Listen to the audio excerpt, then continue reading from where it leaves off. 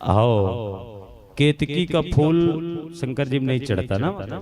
हाँ, तो केतकी का पुष्प ब्रह्मा जी के साथ आया, झूठ बोला, शंकर जी से बात सहन नहीं हुई और भगवान शंकर ने क्रोध करके अपने दोनों भौहों के बीच से एक बाल को निकाला और जैसे बाल को निकाला तो उसमें से भैरव जी प्रकट हो गए।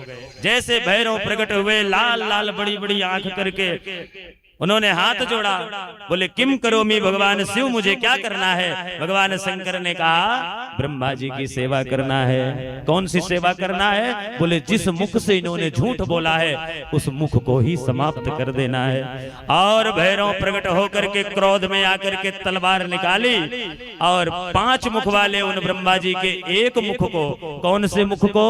जिस मुख से झूठ बोला था, जिस मुख से असत्य बोला था, उसे भैरव जी ने काट दिया।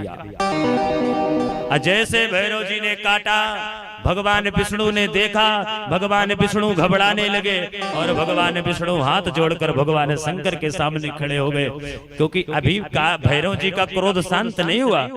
भगवान विष्णु को लगा कि आज तो ब्रह्मा जी को ही समाप्त कर देंगे, इसलिए भगवान स्तुति करने लगे शंकर जी की और शंकर जी से प्रार्थना कर रहे हैं। शंकर जी से प्रार्थना करते हुए कह रहे हैं भगवान विष्णु कि प्रभु, अरे त्वय्या प्रयत्नेन पुराहि दत्तम।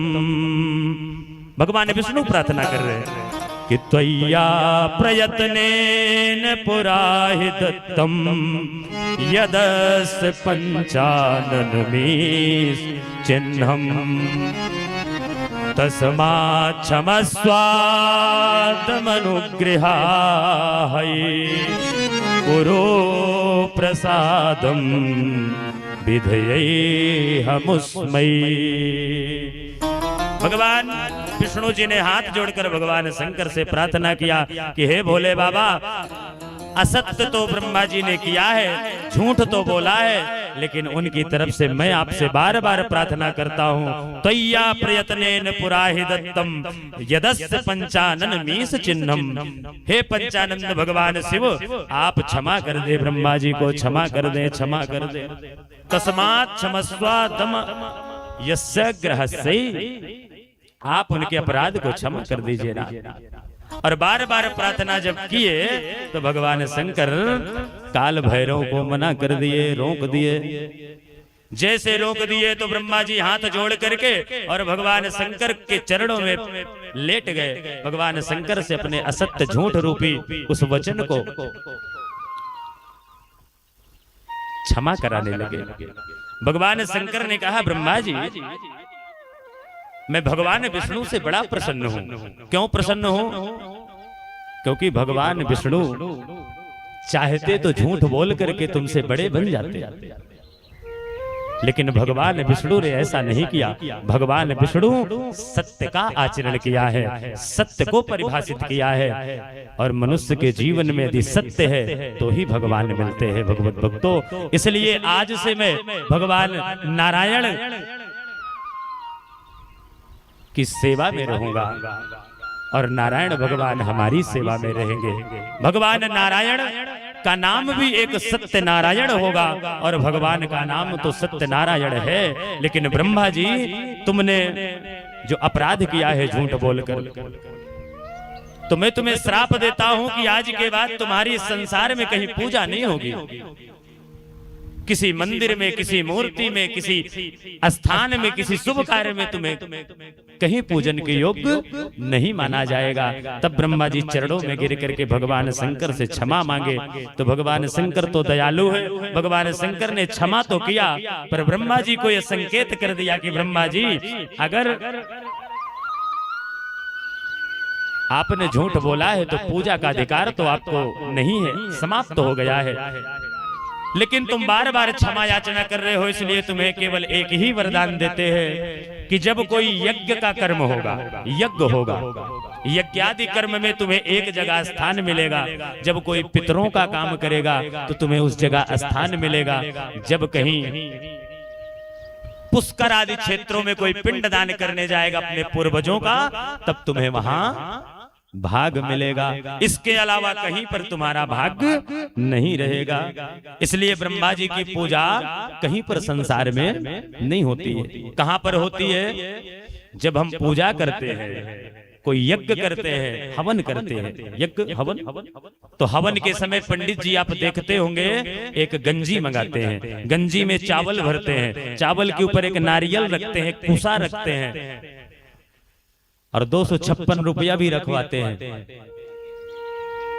तो यहीं पर यज्ञ के कर्म में एक जगह केवल ब्रह्मा जी को भाग्य मिलता है, और दूसरा जब हम पूर्वजों का पिंड दान करते हैं वहां पर ब्रह्मा को अंश मिलता है, और बाकी पुष्कर आदि क्षेत्रों में जब पितरों के लिए पिंड दान करते हैं तो मिलता है, बाकी संसार में कहीं नहीं मिलता। इसलिए भगवत भक्तों, कभी झूठ नहीं बोलना चाहिए।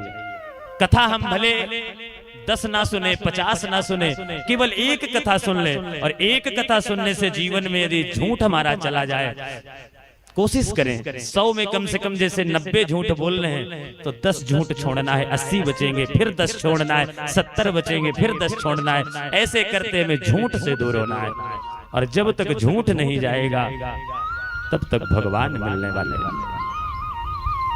सूत जी महाराज ने कहा कि ब्रह्मा जी को वरदान दिए, केतकी का पुष्प आ गया और केतकी का पुष्प चरणों में गिर गया। बोले भोलेनाथ, भगवान शंकर ने कहा तुम भी तो अपराध किए हो। कौन सा अपराध किए हो? तुमने ब्रह्मा जी के कहने पर इतना बड़ा झूठ बोल दिया, इसलिए मैं तुम्हें श्राप देता हूं कि आज के बाद तुम्हें किसी भी पूजा में, किसके पूजा में? भगवान शंकर की पूजा में कहीं भी तुम्हारा उपयोग नहीं होने वाला है। केतकी का पुष्प चरणों में गिर गया और बोला प्रभु मुझे क्षमा करो, मैं तो बहकावे में ब्रह्मा जी के आ गया। तो जब आपने ब्रह्मा जी के अपराध को क्षमा किया तो मुझे भी क्षमा किया। भगवान शंकर ने कहा देखो, अपराध तो हो गया, तो मेरी पूजा में तो तुम्हारा अधिकार नहीं होगा, लेकिन बार बार क्षमा मांग रहे हो, इसलिए तुम्हें एक वरदान दे रहा हूं कि मेरी पूजा में तो तुम उपयोग नहीं रहोगे, लेकिन जब कभी भगवान विष्णु का मंडप सजाया जाएगा, मंदिर सजाया जाएगा, तो उसमें तुम्हारा भाग्य हो सकता है। अन्य देवताओं पर तुम स्वीकार किए जाओगे, पर शंकर की पूजा में किसी भी समय केतकी का पुष्प नहीं चढ़ेगा। अपने अपराध को क्षमा कराए और भगवान शंकर प्रकट हो गए साक्षात स्वरूप में, और प्रकट होकर के भगवान अंबिका के साथ, मां भगवती के साथ वहीं पर अपने आसन पर विराजमान हो गए। सारे देवताओं ने उनका पूजन किया, और देवताओं ने पूजन किया और उस शिवलिंग का रहस्य पूछा, तो शिवलिंग का रहस्य भगवान शंकर बताने लगे। बोल भक्त वत्सल भगवान की जय, बोल शंकर भगवान की जय। देखो